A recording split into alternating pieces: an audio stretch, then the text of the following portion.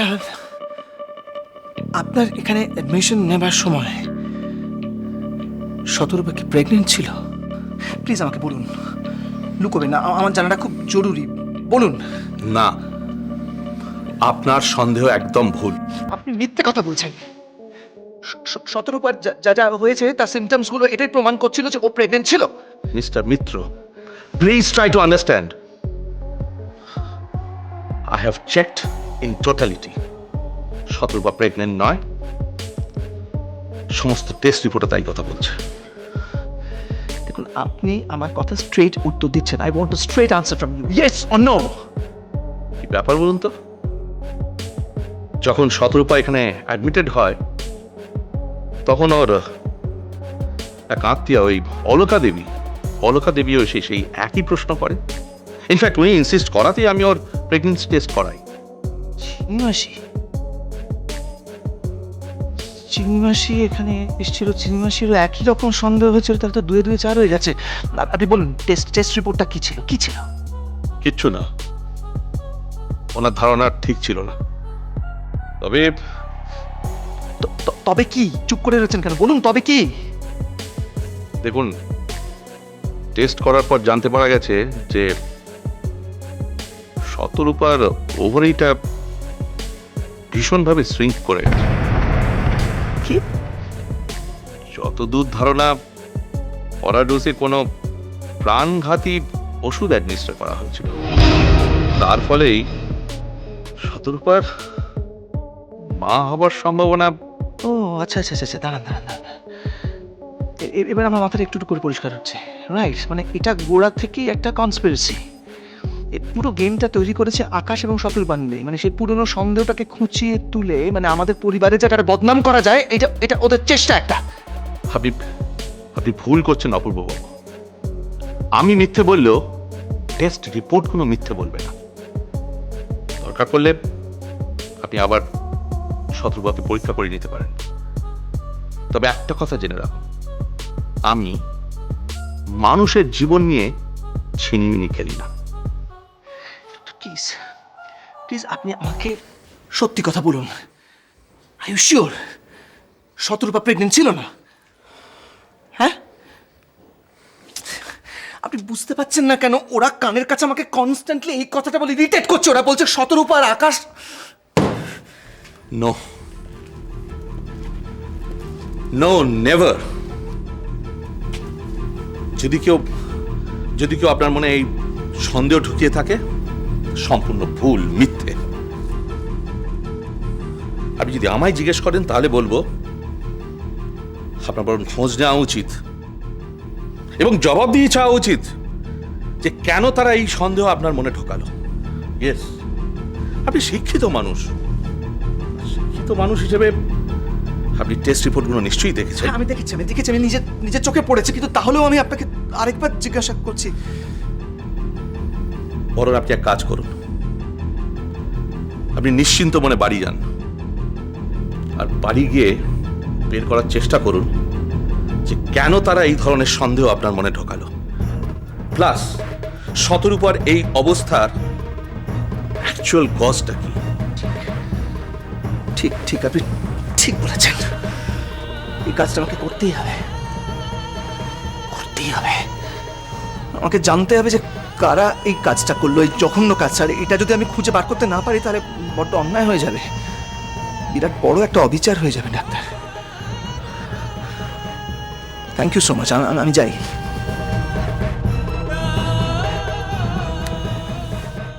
সাত সকালে কোথায় বেরিয়ে গেল ছেলেটা? জানতে না পারলে তো মনটা আনচান করছে। কার কাছ থেকে পাবো খবর? এখন বাড়ির যা অবস্থা, তাতে অপূর্বর গতিবিধির উপর নজর রাখা খুব জরুরি। তো চাই কার কাছ থেকে যে খবর পাই। এই যে তুই এখানে?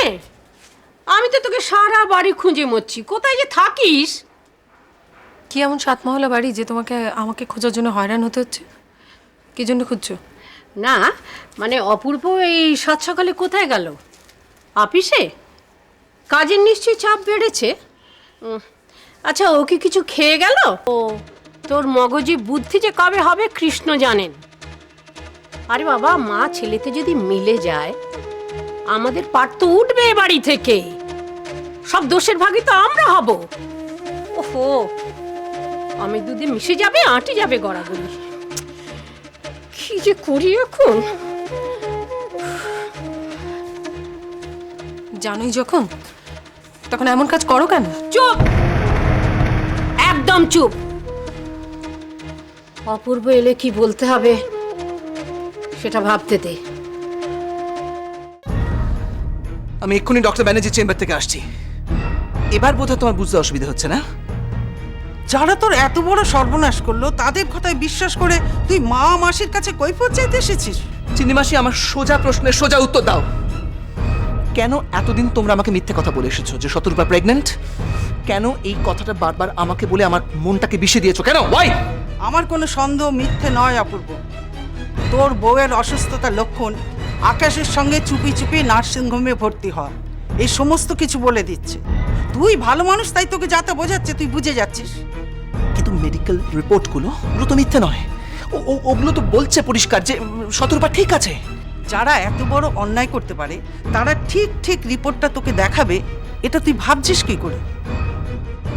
তুই ভালো মানুষ তাই ওদের কথা তুই বিশ্বাস করছিস। বিশেষ করে একজন ডাক্তার যখন সব ঘটনাটার সঙ্গে জড়িত।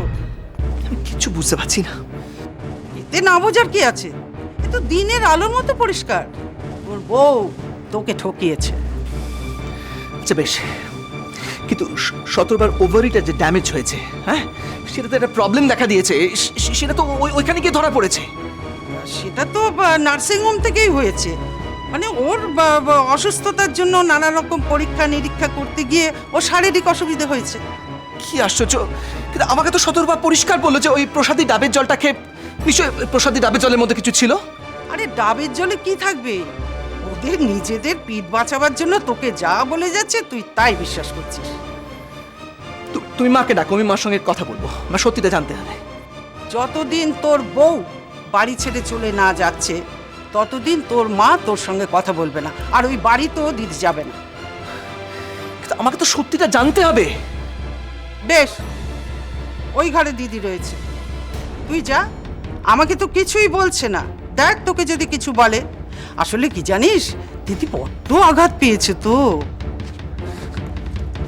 মা, মা, মা, দরজাটা খোলো না, তোমার সঙ্গে আমার জরুরি কতগুলো কথা আছে। মা, কেন বুঝতে পারছো না? এখন এখন মান অভিমান করে থাকার মতো সময় নয়। আমার সত্যি কতগুলো কথা জানার আছে তোমার কাছ থেকে। মা, তুমি আমার কথা শুনতে পাচ্ছ? মা, আমি যদি সত্যিগুলো তোমার কাছ থেকে না জানি তাহলে তো আমি ভয়ঙ্কর একটা ভুল করে ফেলবো। মা, হয়তো এমন একটা ডিসিশন নিয়ে ফেলবো যেটা আমি সারা জীবন আর ফেরাতে পারবো না। মা, তুমি বুঝতে পারছো আমার কথা? Damn it! আচ্ছা বেশ, তুই শুধু আমাকে একটা কথা বলো যে ডক্টর ব্যানার্জি যে আমাকে বললেন যে একটা ওই প্রসাদী ডাবের জল খেয়ে শতরূপার শরীরটা খারাপ হয়েছে, তুমি আমাকে শুধু এটুকু বলো যে ওটা মিথ্যে কথা। প্লিজ, আমার জানা দরকার।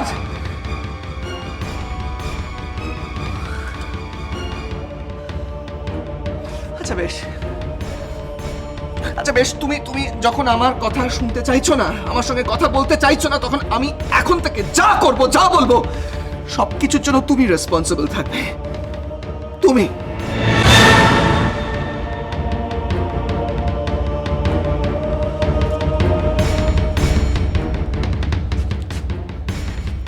দিদি চুপ করে আছে, তার মানে বুঝতে পারছিস দিদি কোনো অন্যায় করেনি। আমি অবাক হয়ে যাচ্ছি অপূর্ব, তোর মতো ছেলে বউয়ের কথা বিশ্বাস করে তুই মাকে সন্দেহ করছিস? ছি ছি অপূর্ব। আমি জানি না চিনি মাসি, আমি ভীষণ কনফিউজ। কোনটা ন্যায়, কোনটা অন্যায়, কোনটা সত্যি, কোনটা মিথ্যে, তার ভেতরে পড়ে একটা জাঁতা কলে আমি শেষ হয়ে যাচ্ছি, একেবারে শেষ।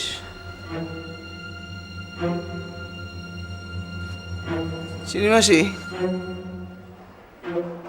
তুই মাকে একটা কথা বলে দিও যে অপূর্বকে মা চিনত সেই অপূর্ব আজ থেকে মরে যাচ্ছে। এখন থেকে তোমরা একটা নতুন অপূর্বকে দেখবে, এমন একটা মানুষ যার কোনো বিবেচনা থাকবে না, কোনো বিবেক থাকবে না, কোনো বুদ্ধি থাকবে না, কোনো ভদ্রতা সভ্যতা কিচ্ছু থাকবে না। একটা নতুন মানুষ, নতুন বিচিত্র একটা মানুষ।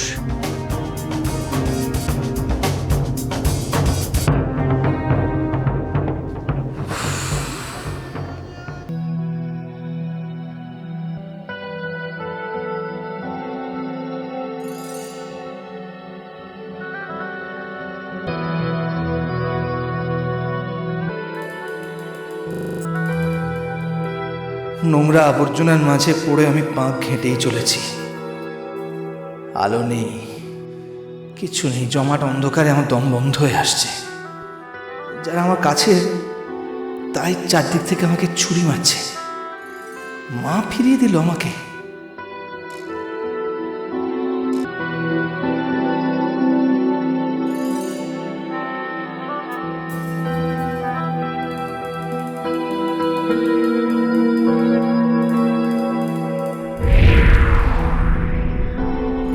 প্রশ্নের উত্তরটা আমি পেলাম।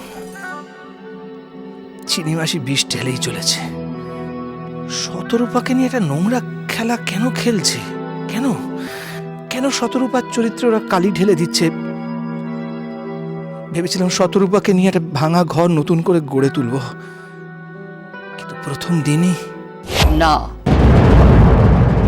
ও ভেতরে যাবে না।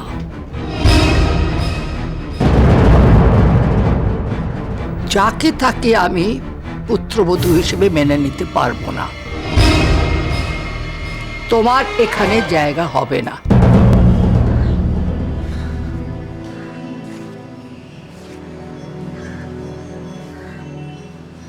আমার প্রথম দিনই বোঝা উচিত ছিল। মা কোনোদিন সতর্ককে মেনে নেবে না, আর আমি বোকার মতো মার মন পাওয়ার চেষ্টা করে গেছি। আর শতরূপা কষ্ট সহ্য করেছে। আমি কি করবো? একদিকে মা, একদিকে আমার স্ত্রী। আচ্ছা আচ্ছা, শতরূপা সম্পর্কে চিনিমাসিরা যা বলছে সবটাই কি বানানো? সবটাই কি মিথ্যে? নাকি কিছু বুঝতে পারছি না। আমাকে যেভাবে হোক জানতেই হবে সত্যিটা কি। আমাকে সবকিছু ভুলে থাকতে হবে, যেভাবে হোক সবকিছু ভুলে থাকতে হবে, অন্তত কিছু সময়ের জন্য ভুলে থাকতে হবে। তুমি সেই এক জেদ ধরে বসে আছো। একটু ঠান্ডা মাথায় বুঝলে এত কথা বলতে হতো না নীরু। ওই মেয়েটার সম্পর্কে কোনো কথা তুমি আমাকে বলবে না। ও চোর। রঞ্জিত ঠাকুরপো যতই বলুক মূর্তিটা নকল, ও তো তোমার কথা শুনে বলেছে। তুমি কি ভেবেছো এই ঘরে বসে আছি বলে আমি কোনো খবর রাখি না? তোমাকে ভুল বোঝানো হয়েছে নীরু। তুমি আমার কথা না শুনে ওদের কথা বিশ্বাস করছো। আয়না নির্দোষ, রঞ্জিত তার লোকজন তার প্রমাণ পেয়েছে।